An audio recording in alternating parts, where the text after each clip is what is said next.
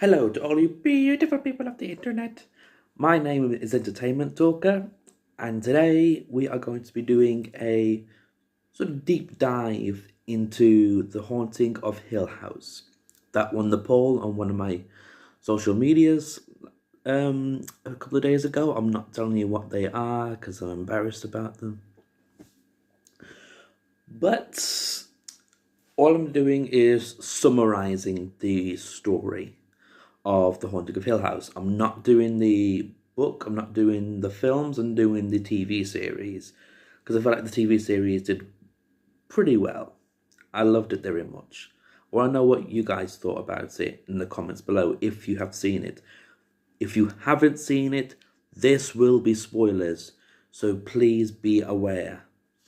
I've thought of doing a slideshow, so I'll be doing some photos and then I'll just put them all together. You'll hear my voice.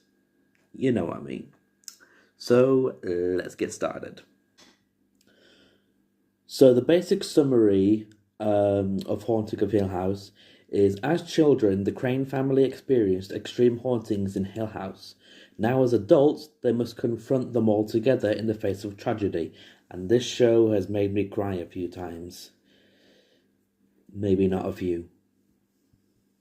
This series was created by Mike Flanagan. When I first saw the trailer for Doctor Sleep, I was like, sequel, whatever. Then I saw the trailer for The Haunting of Hill House, and it kind of won me over, so I watched it, and I was not disappointed. I loved every minute of it, and then I watched Doctor Sleep, that impressed me, and I watched the others. I was really, really impressed. So Mike Flanagan, if you're watching this, I love what you've done. You're my favourite director of all time. One of them. So now we're going to go through each episode one by one. And honestly, the episodes did really well. Like I said before, they apologies. They usually focus on one character. Sometimes they focus on the whole thing. So episode 1 focuses mainly on Stephen Crane. So Stephen is a writer who doesn't believe that the house was haunted. He didn't believe anything at all. He's very skeptical. He cared for Luke, as shown when they were in the treehouse, and he still cared for him when he tried to loot his apartment, and he gave him money but got his stuff back. But his view slightly changed, just slightly, when he saw Nell as a ghost. But the first episode also follows other stories, such as Theo's romantic encounter with the woman, and she weirdly wears gloves. There's Hugh's story where he looked after Nell, who was haunted by a ghost known as the Bent Neck Lady, and got the kids out of the house. He made sure no one entered, except the Dudleys, because they were staff, sort of. And there's Nell's story, who is again haunted by the Bent Neck Lady and is a twin sister to Luke, but she unfortunately is killed when she returned to the house. Episode 2 focuses on Shirley Crane. So Shirley is a mortician, where she has a big mind to fix things, fix people basically. As a child, she found a box of kittens that were left alone in a shed. She became their guardian, but unfortunately they turned out to be diseased. After her mother died, she was scared to see her, but then she saw that the mortician that was looking after her fixed her face. So as an adult, she helped Luke get into treatment centres, but after he ran away, she gave him one last loan before cutting him off, and she refused his request to see Nell. She and her husband, Kevin, run a funeral home where she's the one that's always fixing the bodies. She gets the call that Nell died, and she's understandably angry. So she fixes Nell up, and she's just absolutely distraught. The third episode, which is one of my favourites, one of my top 3, I'll do a ranking video next time, is focuses on Theodora Crane. So Theo, short for Theodora, is a child psychologist with psychic abilities. That kind of confused me, but I understood why, because as it explains, as a child she touched a ghost and is assumed to be the origin of her power. And I liked that aspect. It was very interesting. She helped Luke get into a small elevator, which turned out to be a terrifying experience, as when she pushed the button up, it went down. But he came back and he was okay. She believes what he's saying is true when she touches him on the hand. She also felt what her father did to her mother on the last night, as when he grabbed her to pull her away, she saw visions. As an adult, she became a child psychologist. A famous case she worked on was a little girl who saw someone called Mr. Smiley. It all turned out to be her adopted father who abused her in the basement. In episode 4, it focuses on Luke Crane. This is another favourite that I liked. Luke is a struggling addict who had an imaginary friend as a kid.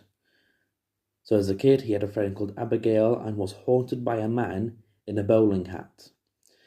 He also had a connection with Nell, which they liked to call the twin thing.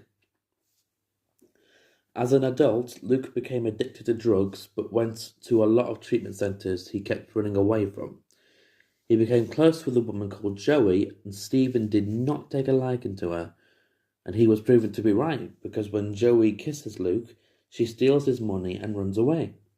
Stephen later picks up Luke when he calls him and informs him of Nell's death, which he said, I can't say the word, but Luke doesn't think that's what happened. The 5th episode, which has a great twist of it that blew my mind, focuses on Eleanor Crane, also known as Nell. Nell is a woman that has sleep paralysis and is haunted by a ghost known as the Bent Neck Lady. So as a child, she kept getting haunted by her. She saw a lot of things. But when she grew up, her tragedy did not stop there.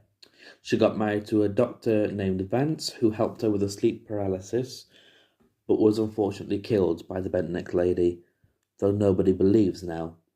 She continues to be haunted by her when she was with Luke and when she went to get a bottle of water. She goes to the house where it shows her wedding that leads to the ghost of her mother tying a noose around her neck and kills her. But all that reveals that Nell was the Bent Neck Lady all along. So at the halfway point, I am hooked onto the show. I am loving the twists. I am loving the drama. I am loving the emotion. It sort of annoys me that Stephen never believes them after he saw the ghost of Nell, but I looked past that and it created very good drama. And so the next half, it is going to get better and better. The 6th episode focuses on the family coming together after the aftermath of Nell's death. In a flashback on a stormy night, a chandelier crashed and everyone huddled together, but suddenly Nell disappeared. They searched the house. Olivia was acting strangely as she kept seeing the ghost from the house, but then they heard screaming and all of a sudden they found Nell right where she was standing. She told them she was there, but nobody could see her. In the present, they reunite at Nell's funeral. They all argue about Hugh, the father, keeping things from them about the house, and then suddenly the lights go out, similar to the situation in the past. Let me catch my breath. I apologise. During their search for the fuse box, Shirley thinks she caught Kevin having an affair with Theo. They fix the lights, but everyone is still mad at each other. The 7th episode, which is another top favourite, focuses on Hugh Crane. Hugh is a grieving father and is a grieving and troubled father who sees his dead wife. As a young man, Hugh planned to fix up Hill House and sell it to potential buyers.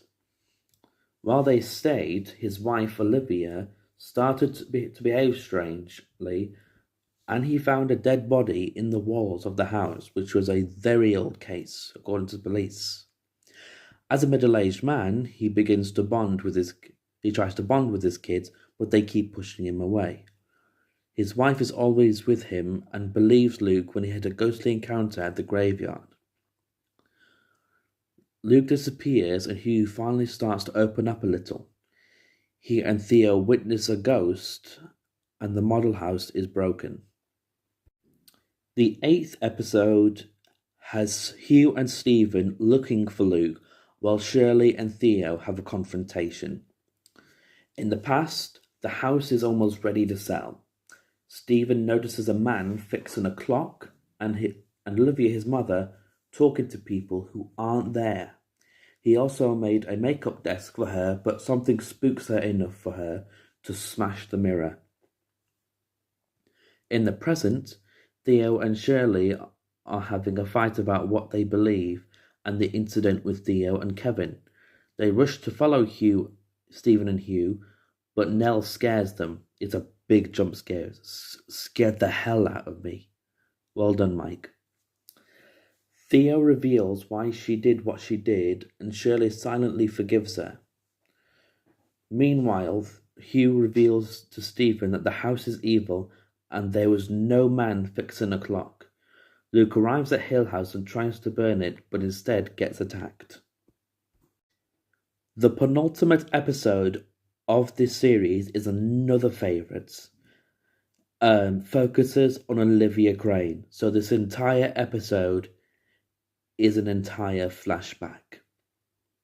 Olivia is a mother and is targeted by the house. The episode, as I said before, is an entire flashback to the days up to Olivia's death. We see her being tricked by the insane Poppy who lived in the house long ago. She becomes somewhat possessed as she puts rat poison in the kids' tea, and only Abigail, who turns out to be real, drinks it and dies. The family escapes, but Olivia is left behind and she falls off a balcony to die. The finale brings everything to a close. The family are targeted by Poppy and the house as it creates scenarios too terrifying to imagine, but Nell keeps saving them. Nell reveals that the Red Room has been a room dedicated to each of them. A flashback reveals that Abigail was the daughter of the Dudleys. Now back to the present, Olivia saves Hugh, then Hugh dies in order to stay with Olivia and Nell. The rest of them leave and the house stays there to rot, and the children reconcile with everyone they know. So that is the entire plot of Haunting of Hill House. If you want a more detailed one, I am creating a Patreon. It's coming up soon, and soon you'll see a website underneath me. A Patreon is coming. So if you want a detailed version, I'll make a Patreon. Thank you very much for watching. I will do a ranking video next time on my favourite episodes, and then I'll do my ranking video as my favourite characters. That means every single one of them. And then I will do location deep dives and character deep dives. So thank you very much for watching and have a nice day.